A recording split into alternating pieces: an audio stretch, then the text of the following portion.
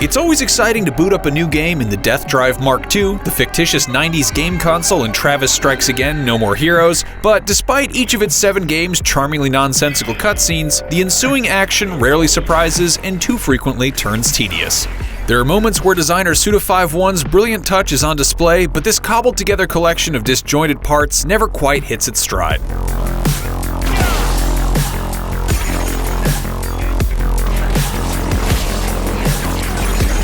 Taking place years after the events of the first No More Heroes game, Travis has moved to a camper in the woods to spend his days playing the Death Drive Mark II, an elusive console with a dark backstory. Travis's retirement gets interrupted by the father of Badgirl, one of the assassins Travis killed in the original, before both are absorbed into the Death Drive itself.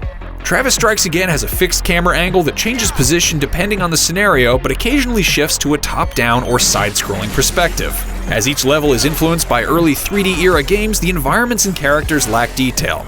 The frequently zoomed-out camera angles make the already dry levels look even more uninteresting and obscure the cool unlockable shirts with logos of great indies such as Dead Cells and Hollow Knight to the point where they are hard to see at all. And the combat loop is far too predictable. When entering a new area, force fields obstruct your path and bug-like enemies spawn in waves. This happens a lot, in every level, over and over again. Travis's trusty beam katana has light and heavy attacks, but combat is mostly mindless hack-and-slash action as the AI is neither smart nor particularly imposing. The beam katana has lost some of its luster in its move from the Wii to Switch, as button controls make combat far more formulaic. Recharging the beam katana is still done via motion controls by lightly shaking the Joy-Con, Pro Controller, or the console itself, which works well enough. Outside of hacking and slashing, skill chips can be assigned to the 4 face buttons. These spice up the combat by adding things like time bombs and electric bursts. But even with those different skills, the combat gets stale fairly quickly. Some of the games feature different mechanics, but they are more window dressing than anything else. In the top-down Life is Destroy, Travis slashes markers with the beam katana to rotate segments of a suburban street like a puzzle. It's neat, but the brunt of your time is still spent clearing out houses with familiar bug-type enemies. Golden Dragon GP has a few fun arcade drag races, and Killer Marathon has a rudimentary asteroids-like space shooter, but both are surrounded by more of the same. Instead of being distinct experiences, each game world winds up feeling like different levels of an incomplete whole.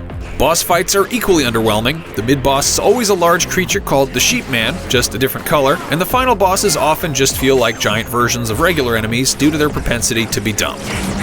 All of the games can either be played solo or in local co-op with a friend controlling Badman. Co-op is a nice addition even if it doesn't make the fights any less repetitive.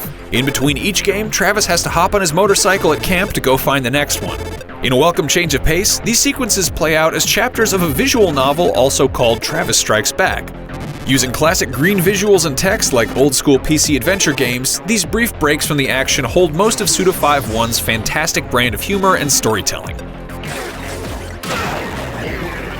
Travis Strikes Again, No More Heroes is a low point for the action franchise. While each of the game worlds try to introduce new mechanics, they all devolve into predictable fights with waves of bland enemies. Slicing through them with the beam katana isn't as satisfying as previous games because of the mostly top-down perspective.